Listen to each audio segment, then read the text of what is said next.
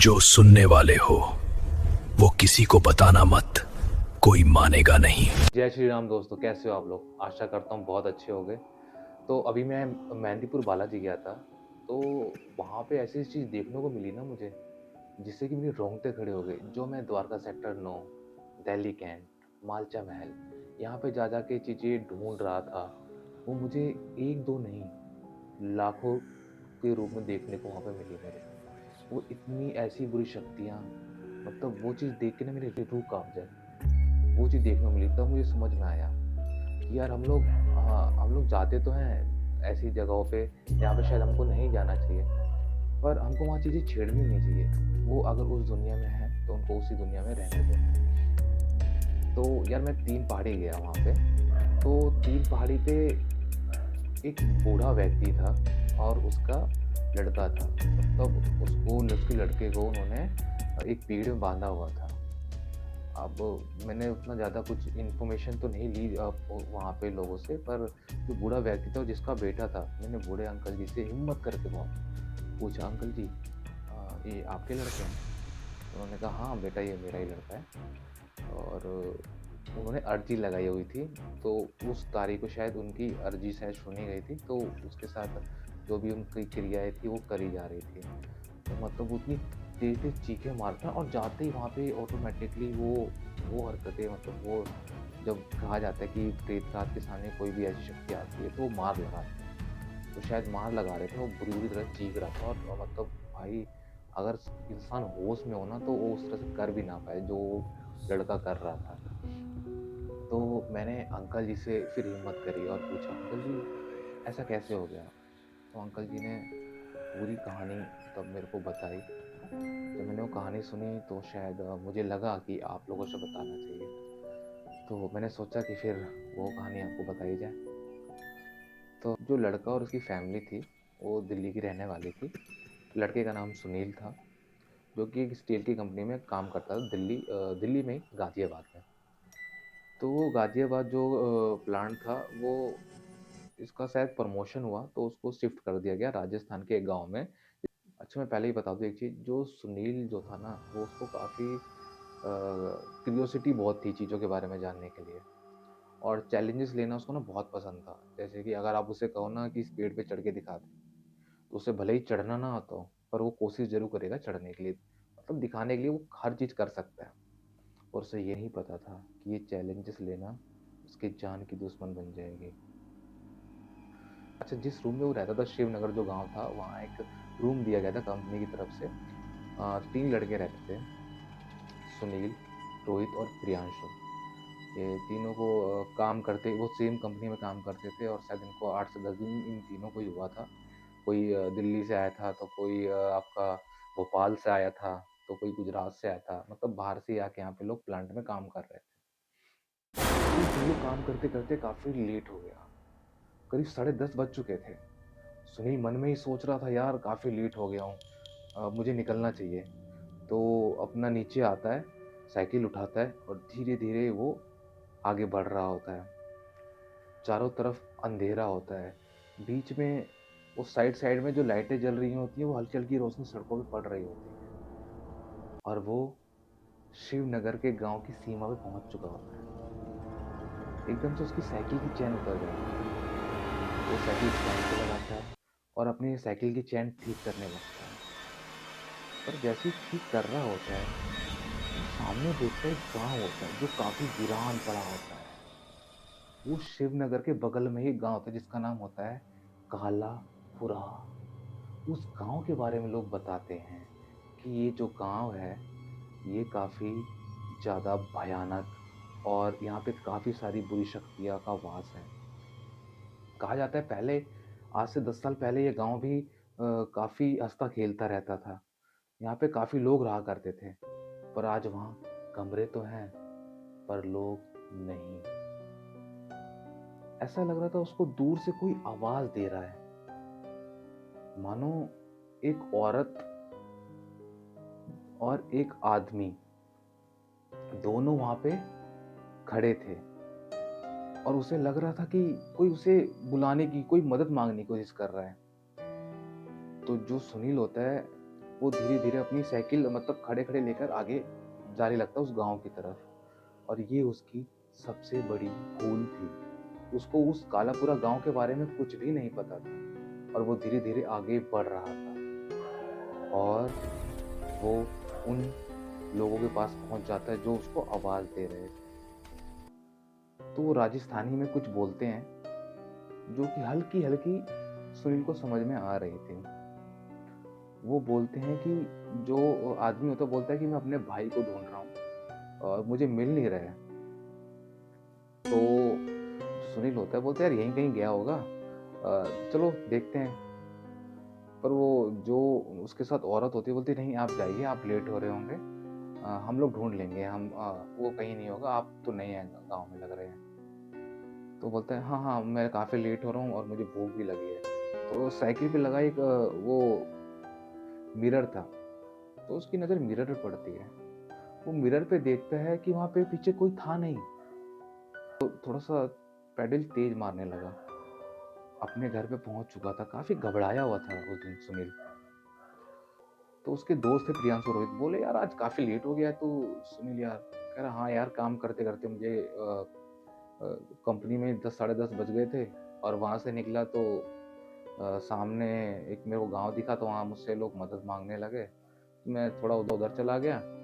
उन लोगों ने मना कर दिया कि हम लोग कर लेंगे, आप जाइए काफ़ी रात हो गई है। तो मैं घर चला आया। तो रोहित प्रियांशु का मुँह देखे, प्रियांशु रोहित का मुँह देखे। ये क्या बोल रहा है? उस गाँव में तो कोई रहता ही नहीं है। उस गाँव से तो लोग मतलब सपने में भी उसके उस तरफ देखना नहीं चाहते। सुनील बोलता है, "क्या बोल रहा है भाई? मैंने वहाँ देखा, एक औरत थी, एक आदमी था और एक छोटा-सा बच्चा था।" प्रियांशु बोल रहा है, "भाई, ना वो आदमी होगा, ना औरत, वहाँ कोई बुरी शक्ति ही होगी। अच्छा हुआ तू वापस घर आ गया।" कहा जाता है जो रात में या रात तो छोड़ यार, वहाँ पे दिन में भी कोई वहाँ पे जाने की नहीं सोचता है। सुनील बोल रहा है, "यार, मैं झूठा नहीं हूँ, तुम्हें यकीन नहीं तो चलो मैं तुम्हें दिखाता हूँ।" तो प्रियांशु बोल रहा है, "भाई, हम जब आए थे ना इस गाँव में, तो यहाँ के आस-पास के लोगों ने हमें उस गाँव के बारे में बताया था कि वो गाँव ऐसा है, वहाँ पे बहुत सारी शक्तियाँ हैं, जो कि वहाँ पे लोगों को नज़र आती हैं, जो कि दिखती हैं और जो अगर गलती से भी उस दायरे के अंदर आता है, तो शायद वो घर पे वापस भी नहीं आता है।" सुनील के मन में कहीं न कहीं वो जो आदत थी ना उसको जानने की, जो जिज्ञासा थी उसको किसी भी चीज़ के पीछे भागने की, तो वो रात भर वो चीज़ सोचता रहा। अगले दिन उठा, वो बोलता है कि यार नहीं, नहीं तुम लोग झूठ बोल रहे हो, वो लोग सही में कुछ थे वहाँ पे। तो प्रियांशु बोलता है, "भाई, उड़ता हुआ तीर लेने की शौक है तो जाके देख आइयो रात को फिर से। वहाँ तेरे को कुछ नहीं मिलेगा देखने को।" फिर ये तीनों अपने काम पे निकल पड़ते हैं। तो काम करते-करते सुनील बोलते हैं, "यार देख, मुझे ना जानना तो है कि मतलब क्या है वो, मतलब उस रात मेरे साथ क्या हुआ, मतलब वो लोग थे या नहीं थे?" उधर से रोहित बोलता है, "भाई, क्यों वहाँ पे जाना चाहता है? क्यों वो उस चीज़ के पीछे भागना चाहता है जो है नहीं वहाँ पे?" तो प्रियांशु बोलता है, "भाई, अगर तूने ये चीज़ प्रूफ कर दी कि वहाँ पे सही वो लोग थे, तो तू जो बोलेगा वो मेरी तरफ से एक बियर की पार्टी चल।" तो भाई जो सुनील था वो थोड़ा पीने-पाने का शौकीन था। बोलता है कि चल ठीक है। सुनील बोलता है, "देख यार, आज मेरी तरफ से पार्टी है, ठीक है? आज मैं पिलाता हूँ तुम लोगों को, ठीक है?" तो प्रियांशु बोलता है, "भाई, इतना मेहरबान क्यों?" बोलता है, "यार चलते हैं ना आज।" बोलता है, "भाई, हम लोग वहाँ नहीं जाने वाले भाई। तेरे को जाना है तू जा और तेरे ये 100-200 की बियर के चक्कर में हम लोग वहाँ पे अपनी जान जोखिम नहीं डालना चाहते।" सुनील बोलता है, "भाई देख, तुम लोग कुछ मत करना, तुम लोग बस वहाँ खड़े रहना, बाकी मैं देख कर आऊँगा वहाँ पे चीज़ है कि नहीं है।" तो वो लोग राज़ी हो जाते हैं। तीनों ने अपनी जो भी बियर-वियर होती है उन्होंने पी ली होती है वहाँ पे कंपनी के अंदर। वो लोग रात को वही साढ़े 10-11 बजे करीब निकल रहे होते हैं। वो धीरे-धीरे पैदल थे, धीरे-धीरे उस ओर बढ़ रहे होते हैं। सर्दी का मौसम था, करीब रात के 11 बज चुके थे। तापमान 4 से 5 डिग्री होगा, क्योंकि राजस्थान में जो ठंड होती है रात में वो ज़्यादा होती है, और जो जब दिन के बाद होती है वो, तो राजस्थान में जो ठंड होती है रात में काफ़ी ज़्यादा होती है। और उस दिन धुंध भी पड़ रही थी, मान लो 200 मीटर के आगे कुछ दिख नहीं रहा, मतलब ऐसा, मतलब उस समय वातावरण था। दूर से ही कालापुरा गांव दिख रहा था। रोहित और प्रियांशु बोलते हैं कि मैं इसके आगे नहीं जाऊंगा भाई, अगर आपको जाना तो आप जाओ, हमने वहाँ पे ये बात तय करी थी। सुनील बोलता है हाँ बिल्कुल बिल्कुल मैं जाता हूँ आगे। सुनील धीरे धीरे आगे बढ़ रहा होता है, जो वातावरण में एक डर का माहौल घुल जाता है, वो और आगे बढ़ रहा होता है। दूर से देखता है, हल्की हल्की धुंध होती है जो कि साफ नहीं दिख रही थी, पर दिख रही थी कि एक औरत, एक आदमी और बच्चा, वही लोग खड़े थे जो पिछली रात में उसने देखा था। फिर से वो उनके करीब जाता है और उनके पास पहुंच जाता है। तो औरत बोलती है, राजस्थान में बोलती है, जो कि हल्की हल्की, शायद वो समझने लगा था पर उतनी अच्छी नहीं। तो सुनील बोलता है आप आज फिर यहाँ पे? तो वो औरत बोलती, हाँ अभी हम इनके भाई को ढूंढ रहे, वो मिल ही नहीं रहे तब से हमको, कल मिले ही नहीं, हम लोग यहाँ पे इंतजार करते रहे, वो कहे कि रुको, अभी तक आए नहीं। कहीं ना कहीं सुनील के मन में वो सवाल आने लगा कि ये सच में आत्मा ही है कि सच में इंसान। तो सुनील टॉर्च लेकर वो ढूंढने चला जाता है।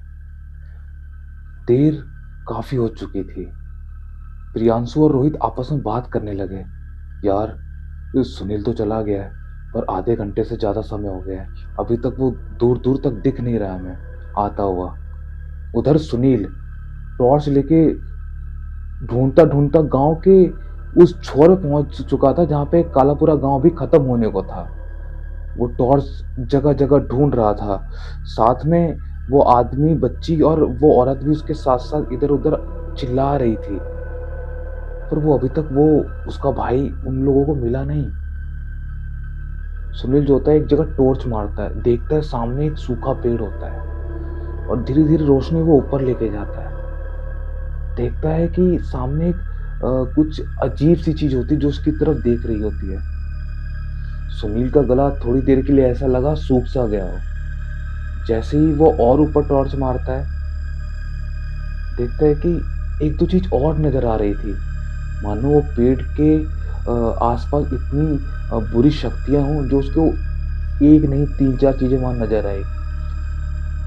जो सुनील था वो पीछे आवाज लगाने की कोशिश करता है, देखो इधर कुछ है। जैसे पीछे देखता है, कोई भी पीछे नहीं था। सुनील दंग रह जाता है कि क्या हुआ ये, वो लोग कौन थे, और वो लोग कौन थे जो मुझे पिछली रात को दिखे। कई सारे सवाल उसके दिमागों में चल रहा था कि जिसमें पिछली रात को मिला, क्या वो सच में वो इंसान थे या फिर कोई छलावा। सुनील फंस चुका था उन लोगों के जाल में, उन बुरी शक्तियों के जाल में फंस चुका था। वो अब हिम्मत जुटा के एक कदम आगे बढ़ाता है। जो उसकी टॉर्च की लाइट होती है धीरे धीरे ब्लिंक करने लगती है। जब आपकी टॉर्च ब्लिंक होने लगे ना, तो समझ जाना वहां पे एक बुरी शक्ति नहीं, बहुत सारी बुरी शक्तियों का वास है। क्योंकि जो बुरी शक्तियां होती हैं वो एनर्जी को ऑब्जर्व करती हैं, एनर्जी सोखती हैं। तो सुनील समझ चुका था कि वो फंस चुका है। वो फिर भी हिम्मत करके कालापुरा से वापस आने की कोशिश कर रहा था, पर जैसे उसका एक पैर एक गड्ढे में पड़ता है, वो टॉर्च मार के थोड़ा सा हल्का सा आगे करता है, देखता है कि चार गड्ढे बने होते हैं। और थोड़ा सा आगे टॉर्च मारता है, देखता है वहां पे चार डेड बॉडी होती हैं, और तीन बॉडी उसमें से वो होती हैं जो पिछली रात उससे मदद मांग रही थी। वो आदमी, औरत, वो आदमी और वो छोटा-सा बच्चा और उसका भाई भी साथ में था। सुनील ये देखकर एकदम हैरान हो जाता है, वो अपना सर पकड़ लेता है कि ये क्या हो गया मेरे साथ। उधर उसके दोस्त इंतज़ार कर रहे थे। रोहित अब प्रियांशु से बोलता है, यार अब 1 घंटे होने को है, अभी तक सुनील वापस नहीं आया है। हमें लगता है कि हमें गाँव वालों को इकट्ठा करना पड़ेगा। फटाफट रोहित और प्रियांशु गाँव वालों को इकट्ठा करने लगते हैं। उधर उधर सुनील वापस कालापुरा से आने की कोशिश कर रहा होता है और 2 कदम और बढ़ाता है। उसका टॉर्च और ऊपर जाता है, देखता है ज़मीन से हाथ निकल रहे हैं और वो पीछे मुड़ने की कोशिश करता है। वो वही औरत, आदमी उसकी ओर कुल्हाड़ी लेकर मारने को आते हैं और वो उतना सारी चीज़ें देखकर बेहोश हो जाता है। इतनी सी आँख खुल रही होती है। उसे लगता है कि थोड़ा-सा रहम करेगी बुरी शक्तियाँ उसके ऊपर, पर ऐसा कुछ नहीं होता है। वो कुल्हाड़ी लेकर उसकी ओर ही आ रहे होते हैं। जैसे ही उधर गाँव वाले इकट्ठा होकर कालापुरा गाँव की ओर बढ़ चुके होते हैं। कुल्हाड़ी औरत मारने को आती है सुनील को, वैसे ही गाँव वाले वहाँ पहुँच चुके होते हैं। सुनील तो पूरा बेहोश हो चुका था, पर गाँव वालों ने उसको वहाँ से उठाया, वापस उसे उसके घर लेकर आए और उससे काफ़ी सारी चीज़ें पूछी गई कि क्या हुआ तुम्हारे साथ? तो जो सुनील के साथ हुआ, सुनील ने अपनी सारी बातें बताई। जो उसके साथ हुआ, वो कोई आम चीज़ नहीं थी, पर सुनील की हरकतें बदल चुकी थी। सुनील अब पहले जैसा सुनील नहीं रहा।